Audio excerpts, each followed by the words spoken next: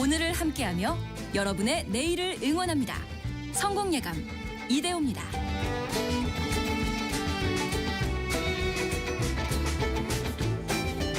성공예감 이대호입니다. 2부가 시작됐습니다. 10월 28일 화요일 오전 10시 5분 이 시각 현재도 함께해 주셔서 감사합니다. 저희가 선물도 드릴 수 있는 경제상식 퀴즈의 정답 공개할 시간인데요. 정답은 스테이블 코인입니다. 스테이블 코인. 최근에 뉴스에서 많이 나오긴 하죠. 스테이블 뭐가 안정적이냐. 사실 코인 자체는 안정적일 수가 없죠. 뭐 밸류에이션이 있는 것도 아니고 배당을 주는 것도 아니고 어디서 돈을 벌어오는 것도 아니고 그래서 1코인당 1달러에 혹은 1코인당 1엔 혹은 유로 혹은 원화에 고정을 시켜보자라는 아이디어고요. 그럼 뭘 바탕으로 할 건데 우리한테 예치가 되는 돈을 다 그 나라 국채를 사서 보관을 할게 이렇게 하는 거죠. 그래서 미국채를 갖고 있으면은 미국 달러에 연동이 되고 한국채를 갖고 있으면 원화에 연동이 되고 이런 스테이블 코인을 만들어 보자라는 겁니다.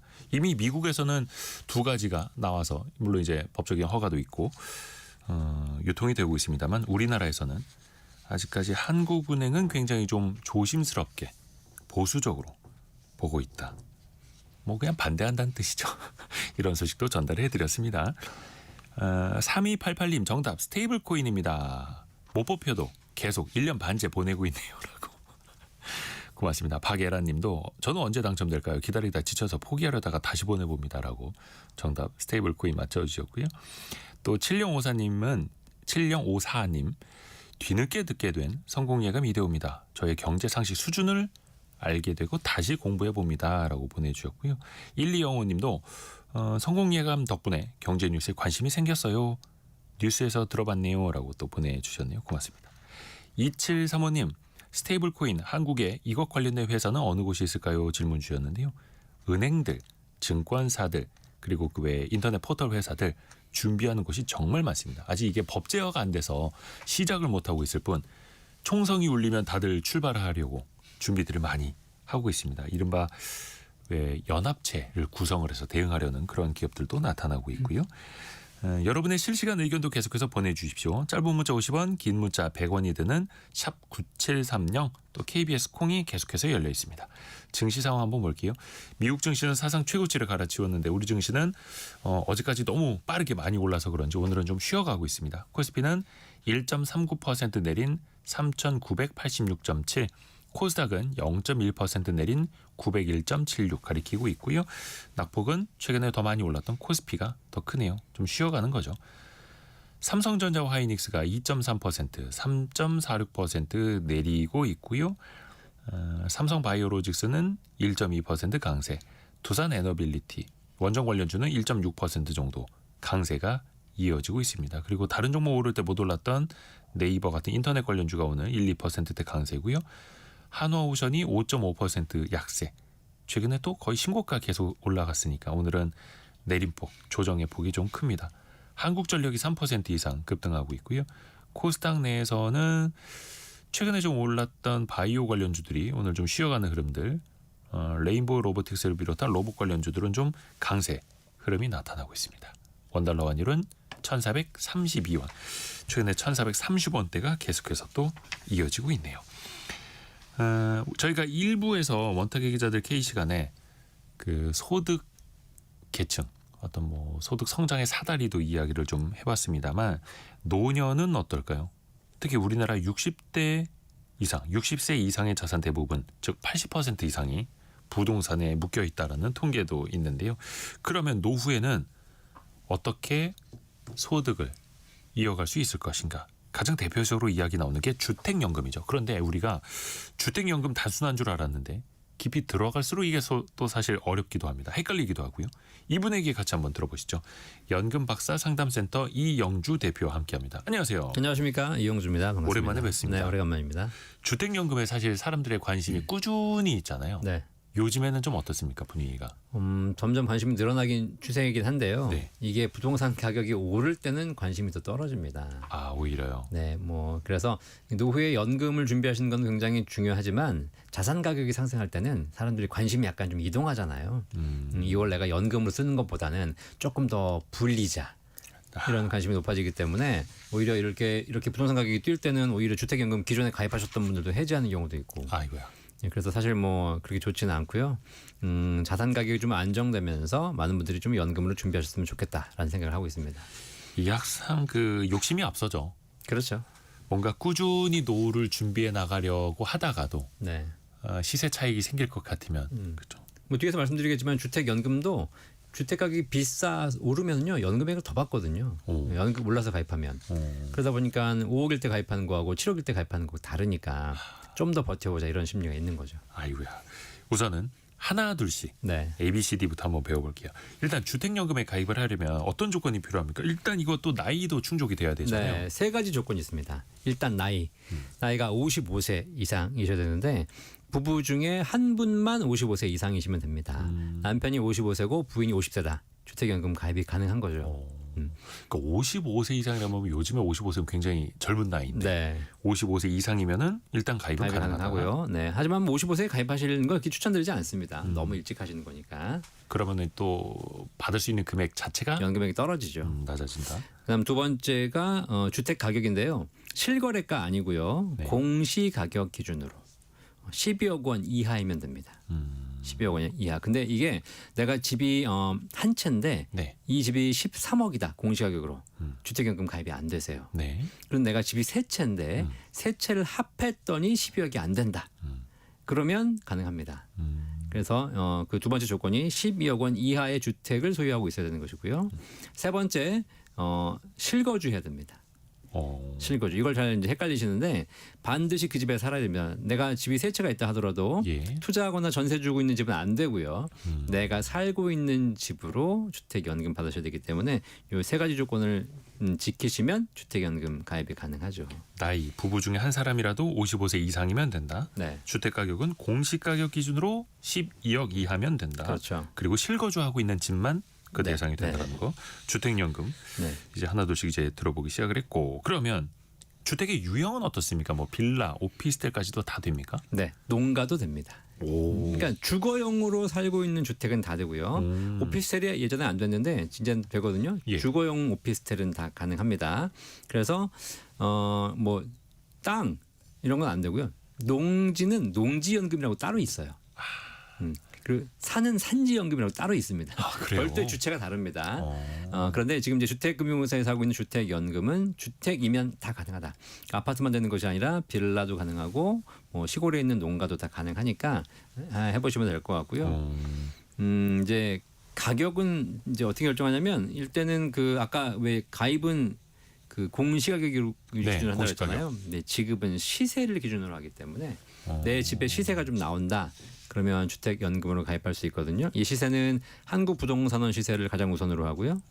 없으면 KB 시세, 그것도 안 되면 감정평가를 통해서 시세를 또 결정해가지고 그 금액에 따라서 연금도 지급하고 있습니다. 그러니까 단독주택 같은 경우는 거래가 별로 없고 네, 어떻게 보면 표준적인 가격을 알기가 좀 어려운데 네. 이거는 감정평가를 통해서도 그렇죠. 체크를 볼 수 있다. 그러니까 네.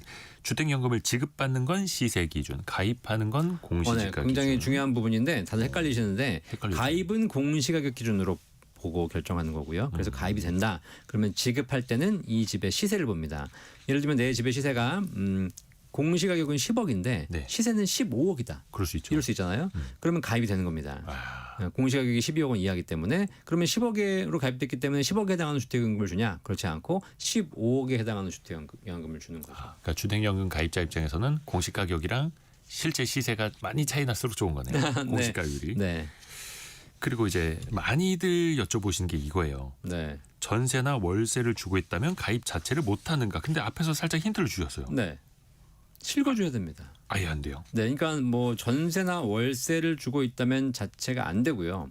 가입 당시에는 실거주를 해야 되는 것이고, 다만 실거주 예외 사유가 있어요. 예외 사유요? 예, 실거주 예외 사유가 뭐냐면 내가 이 집을 담보로 살면서 주택연금을 가입했는데 몸이 너무 안 좋아요. 예. 그래서 자녀에게 부양을 받아야 돼서 자녀의 집으로 가야 돼요. 이렇게 자녀에게 부양을 받는다는 경우나 혹은 요양원에 가는 경우나. 근데 최근에 또 이제 제도가 개정이 돼가지고 실버타운도 가능합니다. 이렇게 실버타운을 가게 되는 경우 이게 이제 집을 비우는 거잖아요. 네네네. 이런 특별한 사유에는 실거주 예외 사유가 가능하기 때문에 이런 경우에는 집을 비우실 수 있습니다. 하지만 그 이외에 처음 가입 당시부터 투자하고 있거나 뭐 전세 월세를 주고 있는 집은 안 된다.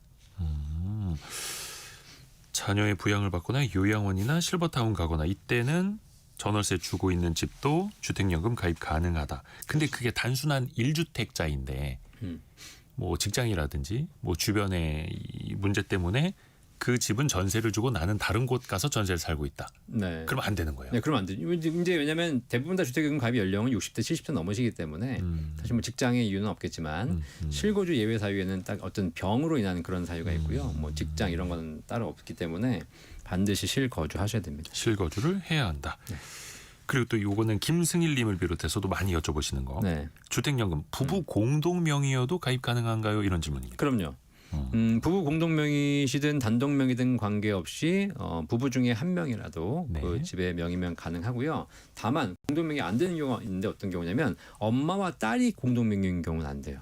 아 방금 문기섭님이 아이들과 지분으로 공동 명의일 때 주택연금 가입 가능한가요? 안 질문 됩니다. 주셨는데 안 돼요. 안 됩니다. 그러니까 엄마와 자녀, 부모와 자녀가 공동 명의일 때는 그 집은 주택연금 가입이 안 되고요.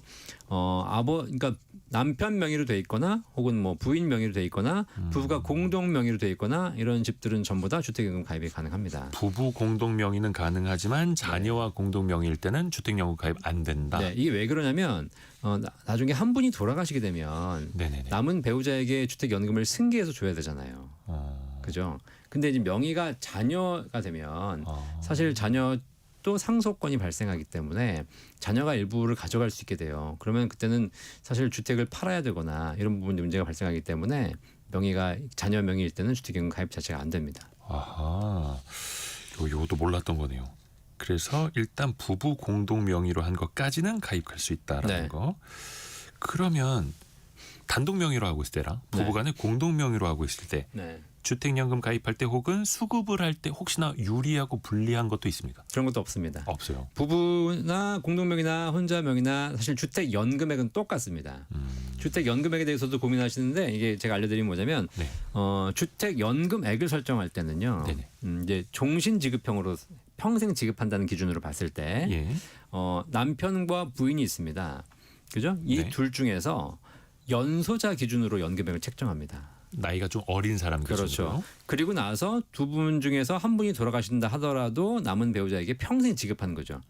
그러니까 두 부부 중에서 예를 들면 국민연금은 남편이 연금 받다가 돌아가시면 배우자에게 유족연금 60%밖에 지급이 되지 않고요. 국민연금은. 국민연금은 개인연금은 내가 받다 사망하게 되면 남은 금액만 배우자에게 지급합니다. 그런데 주택연금은 내가 받다 사망을 해도 내 배우자에게 동일한 금액을 평생 줘요.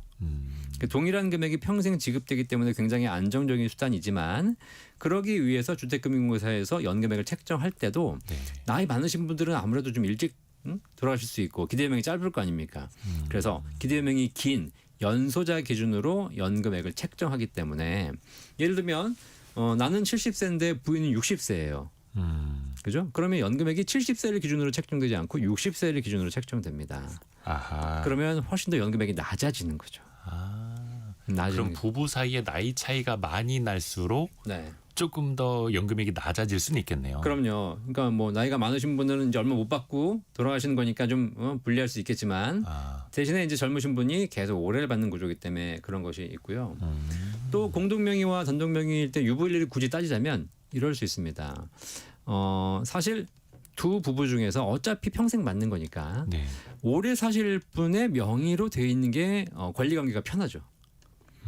왜냐하면 돌아가시면 남편 명의로 돼 있는 집인데 남편이 돌아가시면 일단 부인이 승계를 받을 수는 있으나 계약 이제 권리관계를 바꿔야 되는 것이거든요. 네. 상속이 발생하는 거죠. 그렇죠. 그러다 보니까 주택연금은 승계는 되지만 그 중간 과정에서 약간 복잡한 일들이 생깁니다. 뭐 상속세도 생길 수 있고. 그렇죠. 네, 그러다 보니까 차라리 그냥 오래 살 사람이 부인이다. 그럼 부인 명의 집으로 되어 있는 것이 중간에 남편이 돌아가셔도 주택연금 지급 과정에서 아무 문제가 없기 때문에 굳이 유불리를 따지자면 좀 그런 게 있겠죠.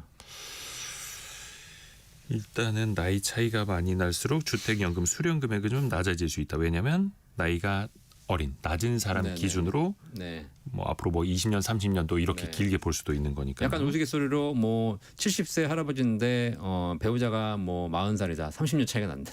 네. 극단적으로. 일단. 극단적으로. 예. 그렇다 그런 경우에도 주택연금 가입 가능하지만 40살 기준으로 연금액이 책정되기 때문에 아. 굉장히 낮은 금액 받는 거죠. 근데 그 40살인 배우자 입장에서는 아주 오랫동안 또 연금이 보장되는 그렇죠. 셈일 네. 테고요. 네. 일장일단이 있네요. 네. 어느 쪽 다 좋다 나쁘다가 아니라요. 이제 중요한 게 그래서 얼마를 받을 수 있느냐 네. 이거를 봐야 하는데 네. 요거는 좀 예를 들어서 한번 볼까요? 주택 가격 하나를 설정해 놓고 뭐 70세에 가입하셨다고 했을 때 네. 자 여기 70세란 아까 말씀드렸듯이 부부가 다 같이 70세면 70세 적용받는 거지만 연소자 기준입니다. 나이가 더 어리신 배우자. 그렇죠. 남편이 70세고 부인이 65세면 65세 기준으로 가는 거예요. 나이가 어리신 배우자라고 하니까 이게 좀 어감이 안 좋긴 한데. 네네네. 네. 뭐 어린 거 좋은 겁니다. 네. 그죠. 네. 자 그래서 70세를 기준으로 연금 받는다고 가정했을 때 아까 주택연금은 지급할 때 공시가격 기준이 아니라 가입은 공시가격 기준으로 보지만 지급은 시세로 한다 그랬거든요. 네. 시세 기준으로 1억당 지금 현재 한 29만 5천 원인가 약 30만 원 나옵니다. 1억당 30만 원 보시면 돼요. 70세 기준으로. 예, 시세 1억당. 65세가 되면은 시세 1억당 한 25만 원 정도 됩니다. 60세가 되면 한 18만 원, 20만 원 정도 되고요. 그리고 뭐 75세, 80세로 올라가게 되면 1억당 기준이 더 올라가거든요. 그러니까 일반적으로 많이 가입하신 연령대가 70대 초반이기 때문에 70세에 가입한다고 했을 때 시세 1억당 30만 원. 자 그러면 우리 아파트 시세가 얼마인지 알아봤더니 뭐 실거래가하고는 약간 다른 거기 때문에 한국 부동산원 시세는 실거래가를 많이 따라가지만 급등할 때는 좀 늦게 따라가는 경우도 있고 또 급락할 때는 또 늦게 또 덜 떨어지는 경우도 있거든요. 그러니까 지금 현재 실거래되는 가격이 한 90%, 95% 수준 보시면 됩니다. 그래서 내가 시세가 한 5억이다. 그러면 1억당 30만 원이니까 월 150만 원 연금 평생 받을 수 있는 거예요. 그러니까 내가 오래 살 수 있는 그러니까 나이대가 좀 더 낮아서 오래 살 수 있다라면 그만큼 연금도 쪼개서 받게 되니까 그렇죠. 월 평균 금액은 낮아질 수밖에 없는 네. 거고 네. 뭐 70대 뭐 중후반으로 갈수록 월 평균으로 받을 수 있는 금액은 많아지는 거고 어차피 네. 뭐 집값은 거기에서 또 이제 제한이 되는 거니까요. 근데 어쨌든 5억짜리 지금 서울 시내 주택 가격 평균이 한 10억 넘어가지 않습니까? 근데 뭐 꼭 서울에 있지 않다 하더라도 뭐 경기나 외곽 지방에 사시면서 한 3억에서 5억짜리 집을 가지고 주택연금 받는다. 너무 일찍 받지 말고 한 70세쯤 받는다. 그러면 한 달에 100에서 150만 원 나옵니다. 오 그러네요. 이게 사실 사람들이 큰 생각 돈이죠. 안 하셔서 그렇지 굉장히 큰 돈이거든요. 이게 평생 보증되는 거니까. 예. 거기다가 국민연금을 조금 준비해 오신 분들이 한 100에서 150만 원 나오거든요. 그러면 국민연금하고 주택연금만 합쳐도 기본 300은 되는 거예요. 그러면 뭐 서울 시내 한복판에 사는 건 어렵지만 지방 외곽에서는 사실 이 두 가지만 있으면 그러니까 대략적으로 이제 지역에 있는 3억짜리 주택이라고 하더라도 한 90만 원 정도 70세에 가입을 하면 90만 원 정도는 연금으로 받을 수 있다라는 네. 거고 그 최소 가입 기준도 있습니까? 예를 들어서 공시지가 기준으로 12억 이하까지만 가입이 네. 된다라고 했는데 네, 없습니다. 너무 저렴한 주택은 최소 없고요. 네. 주택 가격만 나오면 됩니다. 가격만 뽑아볼 수 있다면 감정으로. 그렇죠. 네, 네. 그러니까 이제 정말 시골에 있거나 이런 가격이 안 나오잖아요. 네, 이런 경우에는 감정 받으셔가지고 단돈 5천이라고 나오면 5천만 원 해당하는 연금 받을 수 있는 거죠. 그래요. 그러니까 5천만 원짜리 주택이다. 그럼 물론 이것도 연금으로 받을 수 있는 금액은 미미하겠으나 네. 그래도 그런 대로 의미는 있겠네요. 그럼요. 네, 굳이 뭐 놔두면 뭐 합니까? 어차피 팔리지도 않고. 그런 거 있거든요. 실제로 네. 지역에서는 지금 뭐 한 1억 안짝하는 주택도 팔고 싶어도 이건 팔 수가 없다. 네. 그래서 수십 년째 이제 같은 집에 살고 계시는데 네, 네, 네. 아유 뭐 그냥 이거 죽을 때까지 여기서 살아야지 하시는 분들도 그러면 그 집을 바탕으로도 주택연금을 신청하실 수 있는 거예요. 그럼요. 그래서 사실 이게 주택금융공사에서 얘기하는 거지만 이 주택연금의 가장 큰 수혜자는 예. 뭐 서울시 한복판에 살고 있는 사람이 아니고요. 아하. 외곽에 사신 분들은 주택연금 반드시 하셔야 돼요. 왜냐하면 뭐 집값이 뭐 5천만 원 1억일 수도 있고 뭐 2억 3억일 수도 있는데 사실 서울이나 수도권 지역의 아파트라든가 이런 주택들은 그 환금성이 뛰어납니다. 유동화가 잘 되는 거죠. 언제든지 팔 수 있는 것이고 자녀도 그걸 물려받기 원하는 것이고. 네. 그런데 시골 외곽에 있는 빌라나 이런 집들은 사실 이제 우리나라가 점점 인구가 줄어들잖아요.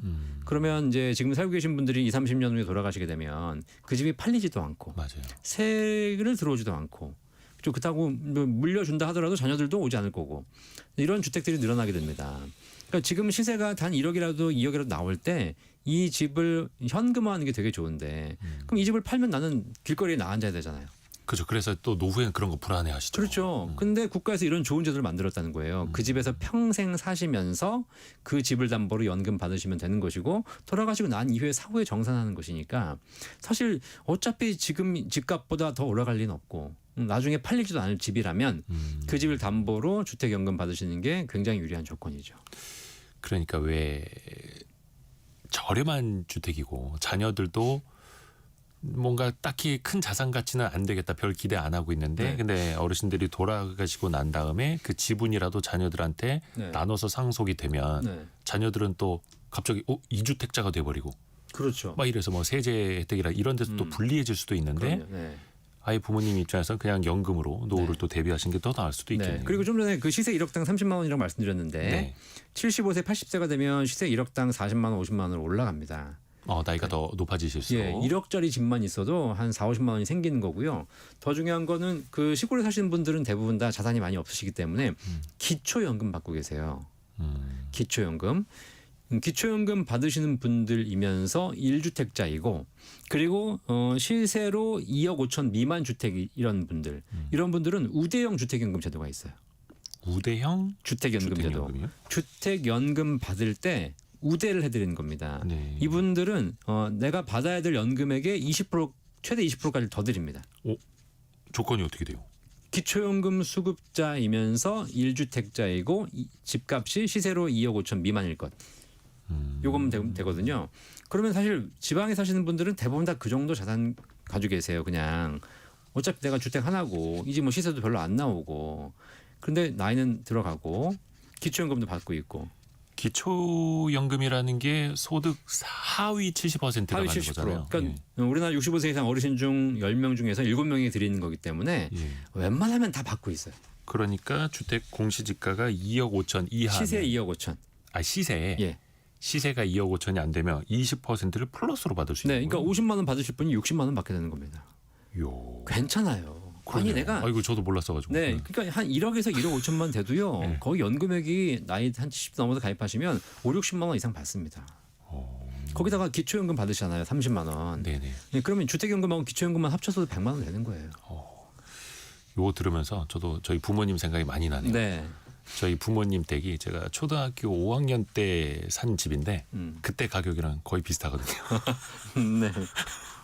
부모님이 강력하게 또 이야기를 좀 해봐야겠네요. 네. 그리고 또 우리 청취자분들이 정말 많이 지금 질문 보내주고 계시는 게 6737님을 비롯해서 주택담보대출이 있으면 주택연금 이거 받을 수 있습니까? 이런 질문 정말 많아요. 네, 가입 가능합니다. 담보 대출이 있어도 주택연금은 가입 가능하나 담보 대출이 있으면 가입하시면 안 돼요.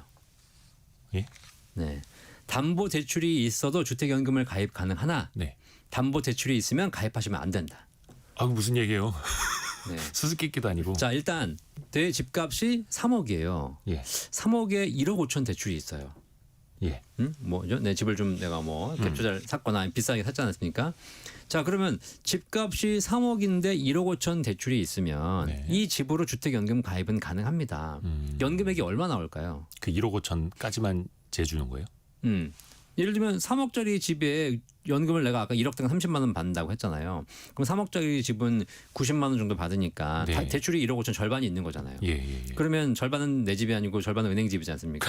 그렇죠. 그죠? 네. 그러니까 연금 얼마 받을까요? 상식적으로 생각할 때 45만 원? 45만 원 받는 것이다라고 생각하시지 않습니까? 예. 그렇지 않아요. 그러면요. 실제 연금액은 빵이에요, 빵. 아. 왜냐하면 그게 뭐예요? 그러니까 가입은 가능한데 연금은 안 나온다는 안 거예요? 나옵니다. 왜냐하면 연금액을 받아서 그 1억 5천 대출 이자를 다 갚아야 하기 때문이에요. 야. 그러니까 가입은 가능한데 주택연금으로 바로 그냥 은행으로 그렇죠. 들어가요? 네, 이게 주택 연금이라는 게 집을 담보로 연금을 드리는 거지만 담보 대출이 있으면 네. 그 대출을 선상환하고 연금을 지급합니다. 그냥 선상환을 했잖아요. 예. 누군가가 먼저 갚아준 거 아닙니까? 그 사람에게 이자를 줘야 되지 않습니까? 네. 그래서 그 담보대출을 내가 이자를 내지는 않을지언정 내 연금에서 그 대출 이자를 상계하고 준다는 거예요.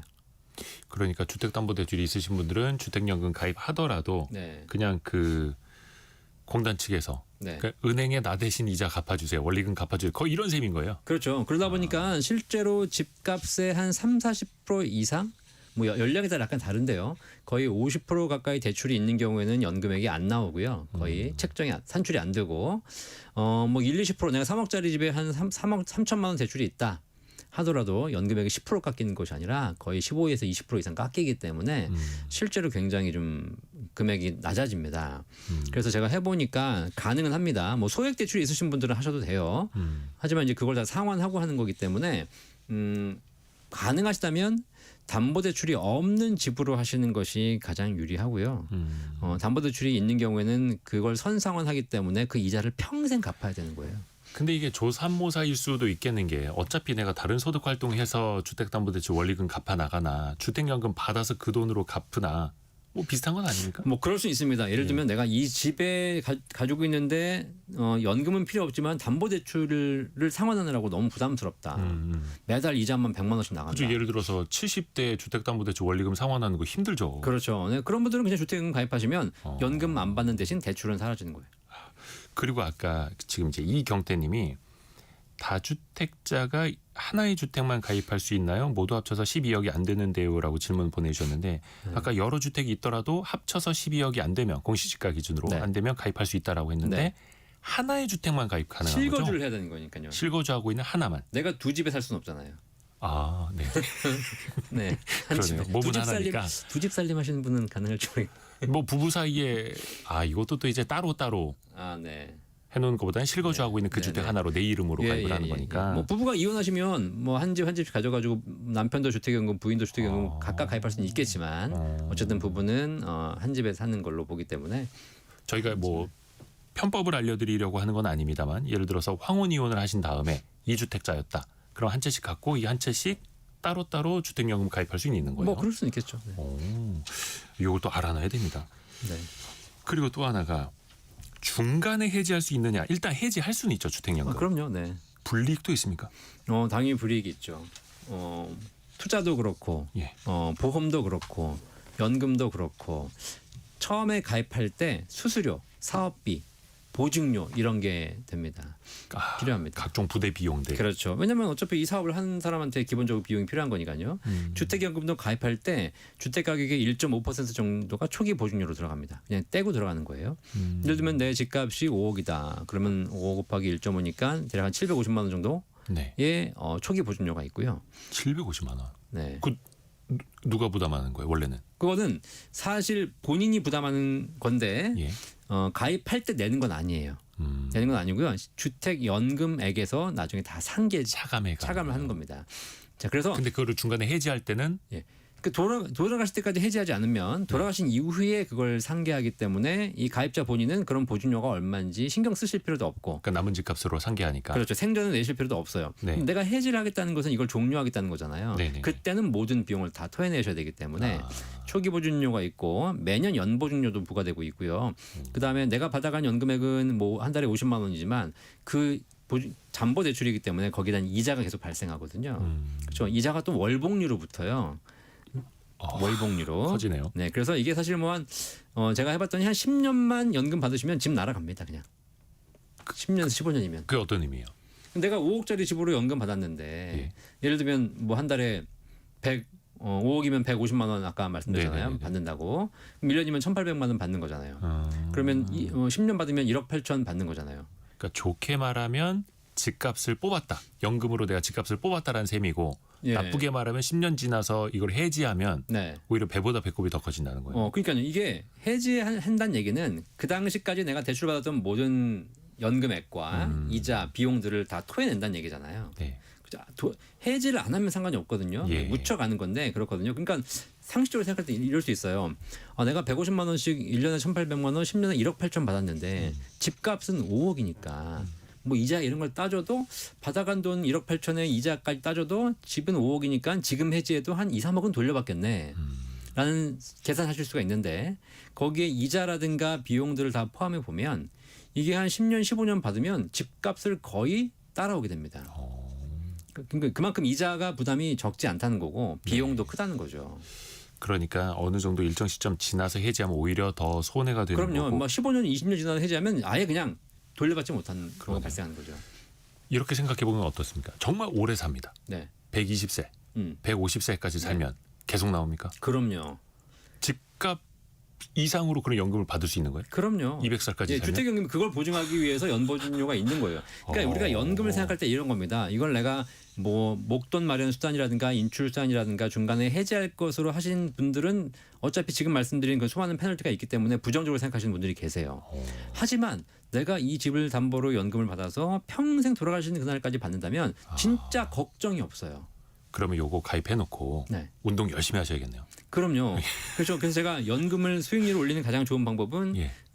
트레이딩을 해가지고 수익을 내는 게 아니라 오래 사는 거잖아요. 그렇죠, 그렇죠. 그래서 주택연금이 이걸 평생 지급을 보증하기 때문에 집값은 5억이지만 내 원금 누적 금액이 5억을 넘어간들 뭐 이자를 합쳐서 7억이 되건 8억이 되건 진짜 오래 사셔가지고 진짜 한 10억 이상을 받아간다 한들 본인이 이런도 상환하시는 게 없고 나중에 돌아가신다 하더라도 자녀가 상속받은 자녀가 그 차익을 토해낼 이유도 없다는 거예요. 그러면 이제 가입한 사람 입장에서 보면 오래 살면 오래 살수록 연금을 많이 받으니까 좋은데 그 재원은 어디서 나오는 거예요? 그 재원이라는 것이 주택금융공사에서 예. 여러 가지 이제 그 모형 이제 예측 모형을 통해 가지고 하거든요. 그래서 연 보증료라는 걸 받습니다. 그게 문제 뭐냐면 사실 약간의 보험료가 있는 개념이에요. 예, 예. 주택연금이. 네. 그래서 조금 일찍 돌아가신 분들에게는 약간 좀 연보증료가 높을 수 있잖아요, 그죠? 그다음에 그걸 가지고 쌓아놓고 평생 지급하는 구조를 해서 일반적으로 기대여명이 있잖아요. 예. 예를 들면 기대여명이 85세다. 85세를 기준으로 해가지고 이렇게 또 비용을 책정해서 그걸 차곡차곡 쌓아두고 있고요. 아, 그걸 또 재원으로. 네, 그다음에 이제 기본적으로 주택 가격이 약간씩 상승을 하기 때문에 근데 이게 좋은 건지 안 좋은 건지 모르겠지만 주택 가격이 상승한다고 해서 연금액이 올라가진 않습니다. 떨어진다고 해서 연금액이 떨어지지도 않고요. 그러면 요거를 뒤집어서 생각해 보면 주택 가격이 상승하면 사람들이 주택연금 이거 해지하려고 하지 않을까요? 그래서 최근에 부동산 가격이 상승하면서 지금 해지자가 급증하고 있죠. 그러니까 약간의 수수료나 이런 거 페널티를 물더라도 네. 그러면 지금- 해지하고 다시 가입해요? 해지하고 그 집으로 다시 가입할 수는 없습니다. 3년 이내에는. 3년 이내엔. 네. 근데 해지하고 다른 집으로 가입할 수는 있어요. 이사를 해서. 어, 그러니까 예를 들면 내가 지금 5억짜리 집이 가입할 때는 5억이었는데 지금 10억이 됐네. 지금 해지하려고 보니까 뭐 이것저것 해가지고 한 1억 토해내라는 거예요. 네네네네. 그러면 뭐 5억짜리가 10억이 됐는데 이거 토해내지. 그렇게 생각할 수 있죠. 그래가지고 그냥 해지해가지고 토해내고 그 집을 가지고 10억이 됐으니까 뭐 그 집을 이제 팔아서 다른 부분을 쓰실 수도 있다는 거죠. 그러면은 이건 좀 단편적인 생각이긴 합니다만 어찌됐든 간에 집값이 더 오르지 않을 때 혹은 집값이 떨어지기 직전에 가입을 하면 네. 일단 유리하다. 불리하진 않다. 네. 또 이런 질문도 있네요. 남물결님이 아까 부득이하게 이사를 하게 되면 어떻게 되나요? 그러니까 주택연금 가입해놓고 네. 실거주를 하고 있는데 그때까지 가입은 가능했죠. 네. 연금도 받고 있는데 네. 이사를 가야 합니다. 네. 어떻게 되나요? 이사를 또 가능합니다. 이사 가게 되면 담보 물건이 바뀌는 거거든요. 그래도 계속 승계가 됩니다. 그러니까 팔 수는 있지만 네. 새 집을 사서 그렇죠. 그 집을 새로 또 담보로 네, 제공하는 그럼요. 거예요. 네. 다만 이제 주택 연금액이 변경될 수 있습니다. 아하. 예를 들면 뭐 비싼 집으로 갔다. 그럼 연금액이 약간 오를 수 있고요. 뭐 싼 집으로 갔다 약간 떨어질 수 있겠죠. 그 설정된 집만 바뀌는 개념으로. 네. 근데 그것도 매각을 했다. 이러면은 안 되는 거고 다시 이거는 환수 대상이 그럼요. 되는 네. 그런 거고요. 조건이 있는 거죠. 그래서 뭐 재건축, 재개발 다 가능합니다. 어쨌든 물건 바뀌는 거니까. 아까 안 그래도 그 질문 보내주신 분이 네. 있는데 그 재건축 뭐 재개발 대상으로 들어가면 어떻게 하느냐고. 네. 유지가 되는 거예요? 네, 그럼요. 연금액 계속 되는 거죠. 다만 이제 그런 경우가 있으신 분들은 주택연금 가입을 잘 안 하시거나 해지하시더라고. 네네네. 왜냐면 내가 집값이 여기가 3억이었는데 재개발이 돼가지고 이게 10억이 됐다. 네, 그렇죠. 근데도 연금액은 3억으로 받는 거잖아요. 네. 재개발, 재건축이 돼가지고 집값이 10억으로 뛰었다고 해가지고 연금액이 올라가지 않습니다. 그리고 4069님이 가입해놓고 사망하면 어떻게 되나요? 그러면 남은 연금은 배우자가 있으면 배우자한테 가고. 배우자가 있으면 배우자가 받으시는 거고 두 분 다 사망하셨다. 그러면 주택연금 지급은 종료되는 거잖아요. 네. 그러면 정확하게 말씀드리면 주택이 상속이 이루어집니다. 상속. 그러면 예를 들면 자녀가 있잖아요. 자녀가 상속을 받습니다. 예. 상속을 받고 보니까 아버지 상속받은 집값은 5억인데 아버지가 받아가신 연금하고 이자 합쳐서 보니까 3억이 되는 거예요. 그럼 자녀가 결정하면 돼요. 그 집을 갖고 3억을 본인이 갚으면 됩니다. 주택금융공사 갚으면 네. 그럼 2억이 남는 거잖아요. 예. 그렇죠? 이렇게 해서 자녀가 그 차액을 가져갈 수 있는 것이죠. 그죠? 아니면은 2억만 상속하는 것도 가능한 거예요? 남은 2억만? 아니 그렇지 연금 않고요. 빼고? 그 집 자체가 상속이 되기 때문에 결정을 해야 돼요. 이 3억은 대출이니까 갚아야 되잖아요. 집을 팔아서 갚을지 아니면 본인이 3억을 갚고 집을 가져갈지. 아버지가 상속해 줬는데 그것이 재개발돼 가지고 50억 될 가능성이 있어요. 팔면 안 되잖아요. 그죠? 그러면 3억을 그냥 대출 받아서 갚으면 되는 겁니다. 이게 그러면 이제 증권시장에서 이야기하는 좀 어려운 용어로는 콜옵션이 있는 거네요. 그 뭐, 자식들에게는. 그렇죠. 네. 오. 근데 만약에 아버지가 돌아가셨는데 이 집값이 7억이다. 예. 그러니까 집값은 5억인데 받아가신 금액이 7억이에요. 네. 2억을 토해내야 돼요. 그러면 상속받으면 안 되겠네요. 아니, 상속은 받되 그 상환하면서 주택금융공사에서 상계 처리를 하기 때문에 그때는 이제 내가 이걸 포기하겠다. 그러면 네. 그러면 더 이상 일단 절차상으로는 상속 절차는 당연히 이어지는 거고 네. 그런데 오히려 더 부모님이 연금을 더 많이 받으셨다라고 해서 자식들이 토해낼 건 없는 거예요. 없습니다. 일단 이게 가입자에게 기본적으로 되게 유리하게 설계된 제도네요. 그게 이제 사실 그런 거 가지고 주택연금에 대한 부정적인 인식이 되게 많으신데 저희 어머니도 주택연금 가입하고 계시고요. 주택연금 자체가 지금 굉장히 좋은 제도입니다. 부동산 자산이 굉장히 높은 나라에서 집을 담보로 연금 받을 수 있는 제도, 전 세계에 3개 나라밖에 없는 미국, 홍콩, 대한민국밖에 없는 굉장히 좋은 제도이기 때문에 이 제도가 없었다면 집 가지고 계신 분들이 그냥 손가락만 빨고 있어야 되잖아요. 그죠? 그렇죠. 네. 가진 건 집 한 채뿐인데 그렇죠. 이런 식으로. 그다음에 뭐 이자가 뭐 불리하다 이런 조건들 얘기하시는데 일반 주택담보대출보다 이자도 낮고요. 그리고 실제로 굉장히 유리한 제도이기 때문에 제가 보기에는 대상이 되신 분들은 꼭 한번 생각해 봤으면 좋겠어요. 그리고 또 그런 질문도 있었습니다. 예전에 김종근님이 자녀한테도 그러면은 상속이 될 때 주택 연금으로 상속되지는 않느냐? 아니에요. 안 됩니다. 이거는 어쨌든 상속이 되는 순간 주택연금은 종료가 되는 것이기 때문에 그러니까 연금으로 이어지는 건 부부 간에만 그렇죠. 한 명이 사망했을 때 부부 간에만 네, 연금으로 맞습니다. 이어지는 네, 거고 네. 자식들에게는 연금으로 이어지진 않고 네. 그냥 그 집을 상속하는데 그렇죠. 부모님이 받으신 연금은 끝. 다시 이제 집을 상속받은 다음에 그거는 상계 처리해야 된다는 할지 거예요. 말지를 결정하는 겁니다. 오, 김명환님이 역시 아는 게 힘이다라는 걸 새삼 느낍니다. 라고 보내주셨고요. 아까 김은수님이 이런 질문도 주셨어요. 네. 주택연금을 받게 되면 그 소득 때문에 혹시 기초연금 이런 게 감소하지 않을까요?라는 우려입니다. 네. 주택연금을 받는다고 기초연금이 감소하는 게 아니고요. 주택 자체가 기초연금 기준에 들어갑니다. 주택 자체가 기초연금 예, 내가 예를 들면 들어간다. 5억짜리 집 기초연금 받을 때 이 사람이 재산이 얼마인지를 다 보거든요. 예. 5억짜리 집이 있다. 이 5억의 집이 있기 때문에 기초연금 재산에 포함돼 가지고 자격을 부여할지 말지를 결정합니다. 그 하위 70% 뽑을 그렇죠. 때. 네. 자, 그런데 이 집을 담보로 연금 받잖아요. 네. 이 연금은 우리가 표현이 연금이라고 그렇지만 담보 대출이에요. 대출 받는다고 소득이 아니지 않습니까? 그러니까 대출은 많이 받아봐야 되는 게 아니라 그리고 오히려 대출 받으면 자산이 줄어요. 그래서 사실 주택연금 가입자에게는 재산세 25% 감면해주고 있습니다. 네네네. 그리고 지금 현재 법이 발의가 됐는데 주택연금 가입하신 분들에게는 건강보험료를 다운시켜주겠다라는 법안도 지금 발의가 돼 있어요. 물론 아직 통과는 안 됐습니다만. 네, 이게 원래 맞는 거예요. 집을 깎아먹는 거잖아요. 그러네요. 내 집이 5억이었는데 계속 이제 연금 쓰면서 내년에는 3억, 4억이 되고 9년에는 3억이 되고 깎이는 거기 때문에 재산이 줄어들기 때문에 기초연금에서 유리해지고 건강보험료 안 나오고 세금 덜 내고 이렇게 되는 게 맞는 겁니다. 그러네요. 근데 이제 현재 제도들이 그런 부분이 미비가 돼 있어가지고 이런 걸 개정 중에 있는 거죠. 그러니까 이제 들어보니까 우리 청취자분들의 이제 반응이 엄청 뜨거운데 되게 좋은 제도네요. 가입한 사람한테 유리한. 근데 이게 무조건 다 만능은 아닐 수 있단 말이죠. 뭔가 단점은 없습니까? 단점. 주의할 점이나. 이게 이제 부정적인 여론이 뭐냐면 예. 뭐 다주택자는 가입 못한다. 근데 그렇지 않고요. 12억 이하면 다 가입이 가능하고요. 합쳐서. 그다음에 여기 이자가 아까도 말씀드렸지만 이자율이 높진 않아요. 대출 이자니까. 네. 그런데 월복리로 가산되기 때문에 실제로 이자가 가산되는 속도가 월복리라면 우리가 달리 복리 아시잖아요. 네. 그렇죠? 달리는 원금에만 이자가 붙는 것이고 복리는 이자에도 이자가 붙는 거예요. 근데 내가 저축을 할 때는 복리가 좋죠. 네. 근데 내가 대출을 받을 때는 반대로 내가 갚아야 될 부분이기 그쵸. 때문에 복리가 안 좋은 거거든요. 그럼요. 월복리로 이자가 붙습니다. 그래서 이게 나중에 시간이 지나면 기하급수적으로 금액이 올라가요. 그다음에 사업비라고 하는 초기 보증료와 연보증료 이런 것들이 있어요. 이런 비용들을. 네. 이런 비용들이 누적이 되면 적지 않습니다. 그래서 이걸 부정적으로 얘기하시는 분들이 계시거든요.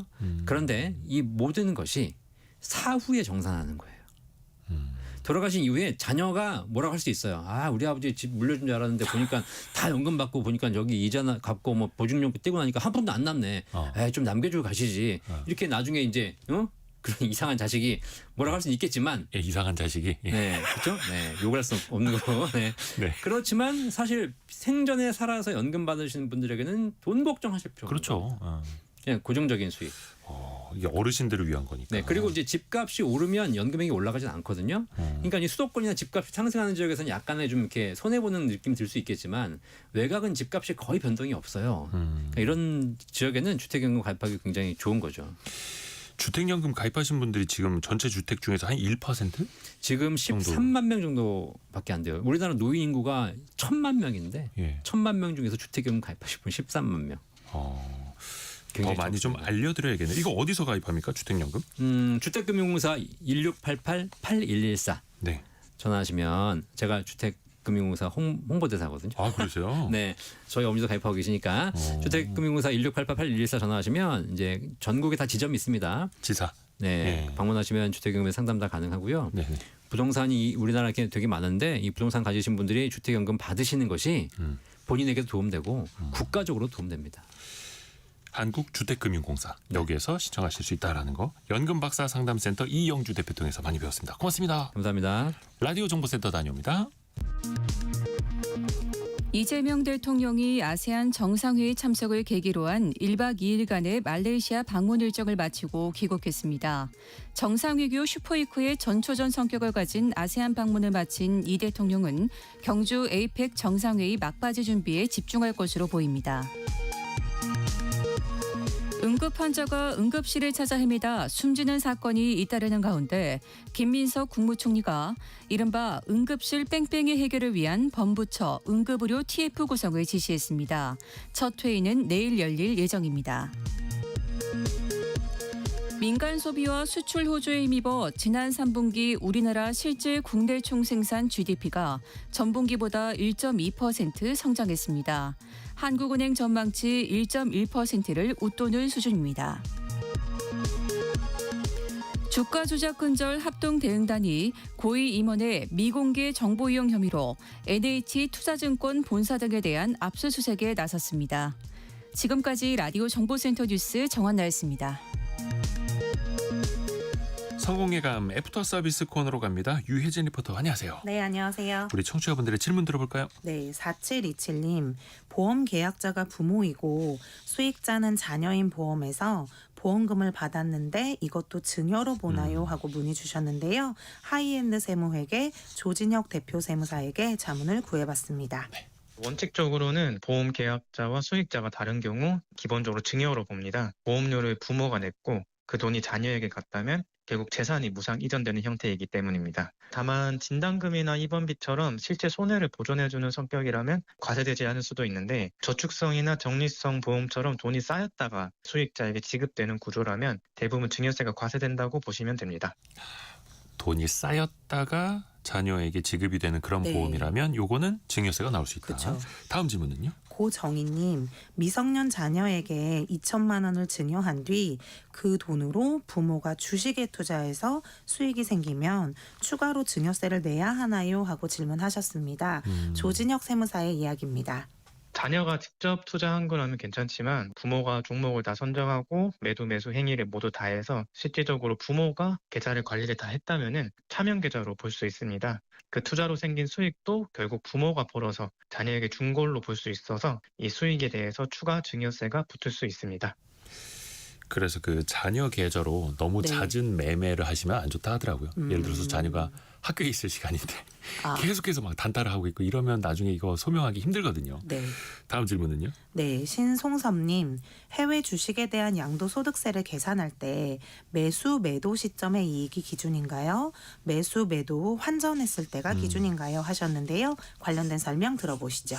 해외 주식은 매수하고 매도한 그날의 환율로 원화 환산해서 계산하기에 환전을 언제 했느냐는 세금 계산과는 관련이 없습니다. 환전과는 상관없이 네. 해외 주식을 그 매도한 그 시점이 기준이라는 거. 또 다음 질문은요. 네, 2563님. 기준금리가 내려가면 대출금리와 전세가에는 어떤 영향을 줄까요? 하고 문자 주셨습니다.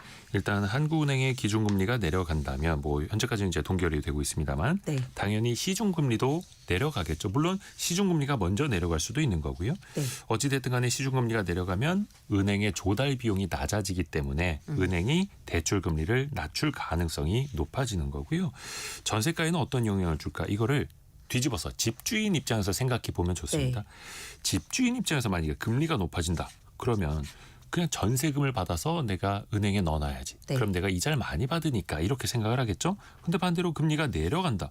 그럼 내가 전세금 받아서 은행에 넣어놔봐야 얼마 이자가 안 붙네. 이러면 또 월세를 선호하실 수가 있는 네. 거고요. 그래서 금리가 낮아지면은 집주인 입장에서는 월세로 돌리려 할 가능성이 높아진다. 이렇게 이해하시면 될 것 같네요. 다음 질문은요. 네, 8814님.